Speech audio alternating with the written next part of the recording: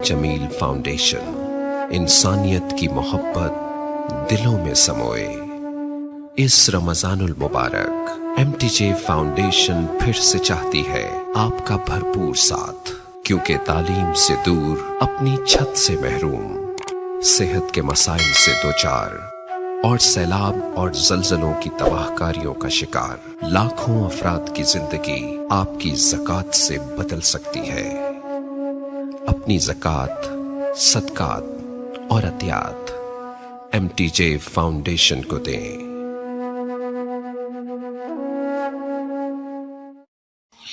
اس وقت ایک ماحول بنا ہوا ہے کہ دین پہ چلنا بڑا مشکل ہے، دین پہ چلنا بڑا مشکل ہے۔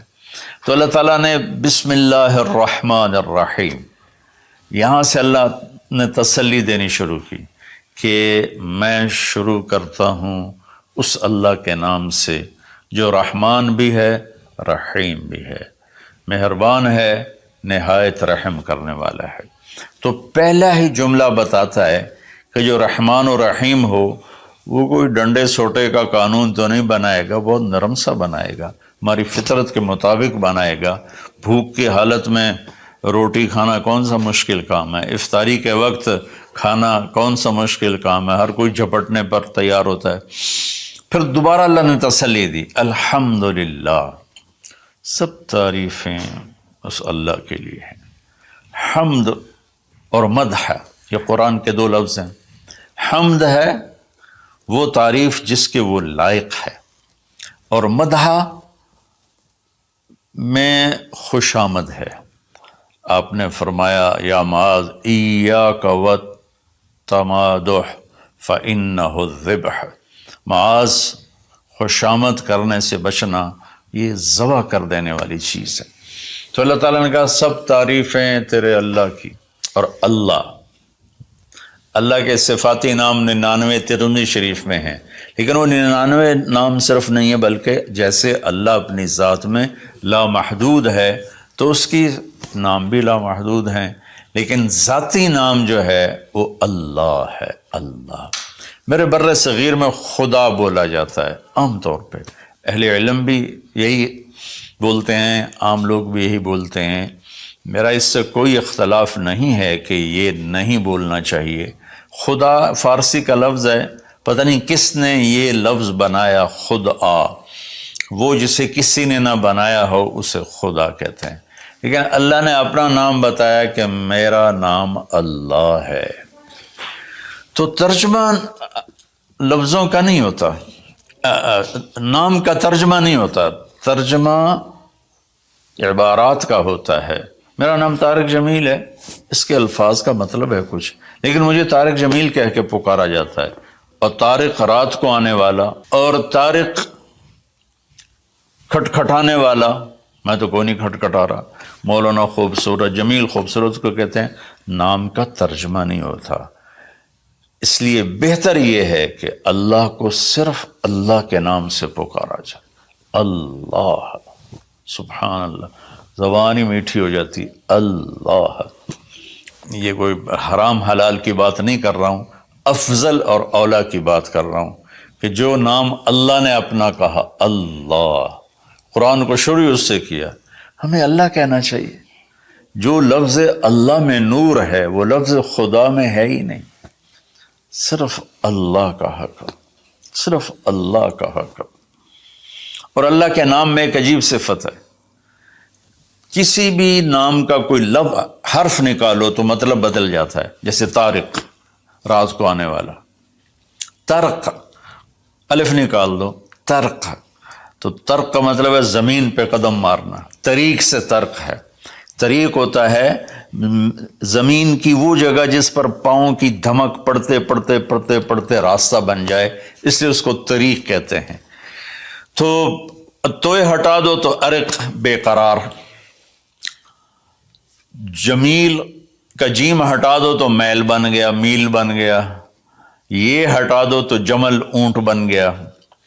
لفظ اللہ کی ایک خصوصیت ہے کہ اس کے ہر حرف کو ہٹا دو تو اشارہ اللہ کی طرف ہی ہوتا ہے۔ اللہ اللہ ہی ہے، الف ہٹا دو، للہ،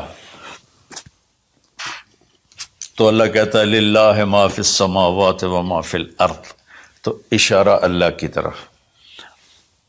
اگلا لام ہٹا دو تو بچ جاتا ہے لہو، تو اللہ تعالیٰ کہتا ہے لہو ما فی السماوات و ما فی الارض۔ پچھلا لام ہٹا دو، الف کے بعد کا لام ہٹایا تو الہ بن گیا، اور آخری لام ہٹایا تو لہو بن، آخری لام ہٹایا تو الہ بنا، اور پہلا ہٹایا تو لہو بنا۔ تو میرا رب کہتا ہے اللہ، اچھا اللہ، الف ہٹا دو، للہ، اللہ، للہ ما فی السماوات و ما فی الارض، پھر لام بھی ہٹا دو، الف بھی ہٹا دیا، لام بھی ہٹا دیا، تو لہو ما فی السماوات و ما فی الارض۔ پھر آخری لام کو ہٹا کے پہلے لام کو بچا لیا تو وَهُوَ الَّذِي فِي السَّمَاءِ إِلَٰهٌ وَفِي الْأَرْضِ إِلَٰهٌ۔ اور پھر سب سے عجیب بات کہ سارے حرف ہٹا کر آخری ہے کی پیش کو باقی رکھو نا، تو وہ ہے اللہ لا الہ الا ہو، اللہ لا الہ الا ہو، هو اللہ الذی لا الہ الا ہو، قل هو اللہ احد، هو اللہ الذی لا الہ الا ہو، یہ لہو ما فی السماوات و ما فی الارض۔ تو اللہ تعالیٰ نے ہمیں تسلی دی کہ میں بہت بڑا ہوں۔ اچھا یہ اللہ، یہ جو تو قانون بھیج رہا ہے، تو قانون تو بڑے سخت ہوتے ہیں، تو اللہ کہتا ہے رب العالمین، نہیں میں تمہاری ماں سے زیادہ پیار کرنے والا ہوں، میں تم پر ایسے ڈنڈے نہیں چلاؤں گا۔ تو لیکن میرا اللہ کہتا ہے کہ میرا بندہ، میں تیری ماں سے 70 گنا کا مطلب 70 نہیں ہوتا، لا محدود درجے میرا پیار ہے۔ پھر تسلی نہیں ہوتی، یا اللہ تو قرآن تو بھیج رہا ہے، پتہ نہیں ہم عمل کر سکیں گے کہ نہیں کر سکیں گے۔ تو پھر اللہ کہتا ہے الرحمن الرحیم، کیوں ڈر گئے ہو؟ کیوں قرآن کے مطابق دکان نہیں چلاتے، زندگی نہیں گزارتے، جاب نہیں کرتے، زراعت نہیں کرتے، تجارت نہیں کرتے، شادی نہیں کرتے، ساری چیزوں کو بنا لیں، تو کیوں ڈرتے ہو؟ رب العالمین پہلی گارنٹی، الرحمن الرحیم پہلے بسم اللہ سے، پھر دوسری گارنٹی اللہ، کہ میں اللہ ہوں، نفع نقصان کا مالک ہوں، پھر رب العالمین تم پر مہربان ہوں، تمہارا پالنے والا ہوں، پھر الرحمن الرحیم کی دوبارہ تکرار ہے، کیوں ڈرتے ہو؟ رحمان بھی ہوں، رحیم بھی ہوں۔ اب اللہ نے جزا سزا کا بھی ایک رکھا نا، کہ بہت سے لوگ ہیں جو محبت کی بات جتنی بھی کرو وہ الٹا ہی سوچتے ہیں، تو اس کو دھمکانے کے لیے مالک یوم الدین۔ پھر یہ بھی یاد رکھنا کہ میرے لیے، میرے پاس جزا سزا کا بھی نظام ہے۔ اس کو اللہ تعالیٰ اتنے خوبصورت انداز میں بیان کرتا ہے کہ ہم تو چونکہ عرب نہیں ہیں، لیکن عربی کچھ پڑھی تھوڑی بہت، اللہ نے اس کا ذوق بھی دیا، تو ابھی ساری بات ہو رہی کہ وہ ایسا ہے، وہ ایسا ہے، وہ ایسا ہے، لیکن آگے ہے ایاک نعبد و ایاک نستعین، یا اللہ تیری ہی بندگی کرتے ہیں، تجھی سے مدد مانگتے ہیں۔ تو ایک دم جیسے اللہ سامنے آ گیا ہو، الحمدللہ رب العالمین الرحمن الرحیم، ان الفاظ نے اس طرح کر دیا جیسے اللہ میرے سامنے آ گیا ہے، جیسے کأنک تراہ، جیسے اللہ میرے سامنے آ گیا تو میں کہتا ہوں ایاک نعبد، یا اللہ میں تو تیری ہی بندگی کرتا ہوں، و ایاک نستعین، یا اللہ میں صرف تجھے پکارتا ہوں مدد کے لیے، میں کسی اور کو نہیں پکارتا۔ میرے نبی نے حضرت عبداللہ بن عباس سے فرمایا وَإِذَا سَأَلْتَ فَاسْأَلِ اللَّهِ وَإِذَا اسْتَعَنْتَ فَاسْتَعِنْ بِاللَّهِ، کہ اے بچے، اے میرے یا غلام، اے میرے پیارے چچا زاد بھائی، تو ایسا جب تجھے پکارنا ہو تو اللہ کو پکارنا، مدد کے لیے صرف اللہ ہے جو آتا ہے، اللہ کے سوا کوئی مدد نہیں کر سکتا۔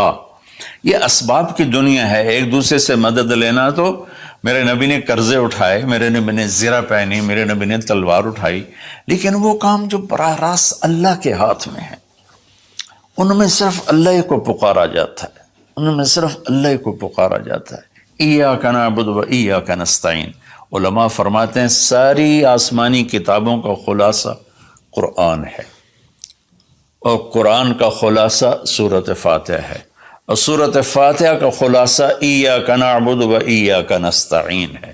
اے میرے اللہ، یا اللہ، یہ صرف اللہ کے ساتھ ہے اور کسی کے ساتھ نہیں ہے۔ تو پھر اللہ تبارک و تعالیٰ، چونکہ میں نے پہلے شروع میں کہا تھا کہ ہم زندگی گزارنے کا طریقہ نہیں جانتے، تو اللہ نے ہم سے یہ دعا ہم پہ فرض کر دی کہ تم نے یہ مانگنا ہے، چونکہ تم اندھے ہو، جاہل ہو، کہو اہدنا۔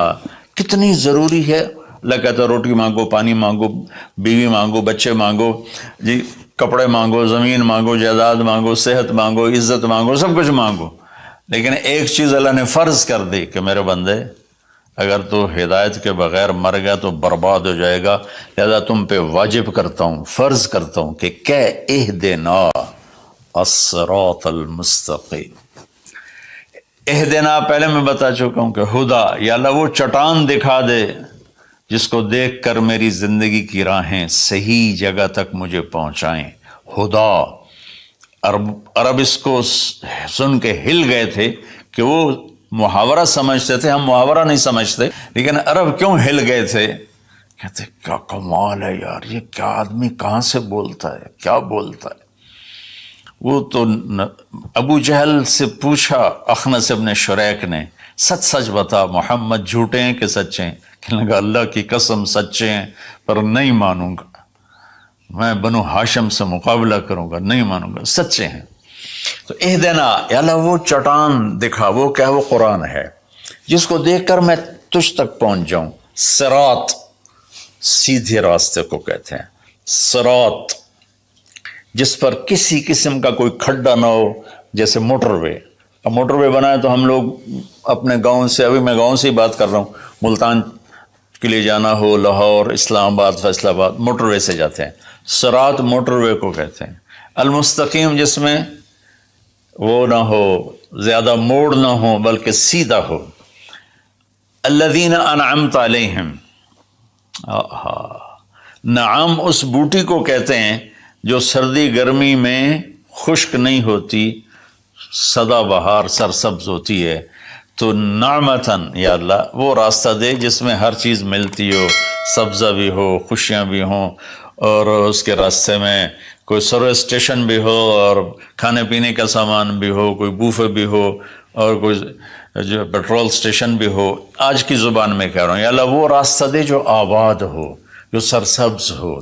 نعم کے اندر یہ معنی موجود ہے، غیر المغضوب علیہم ولا الضالین۔ پھر کہا آمین، زور سے کہو آمین۔ تو میرے رب نے فرمایا کہ یہ مانگو کہ مجھے سیدھی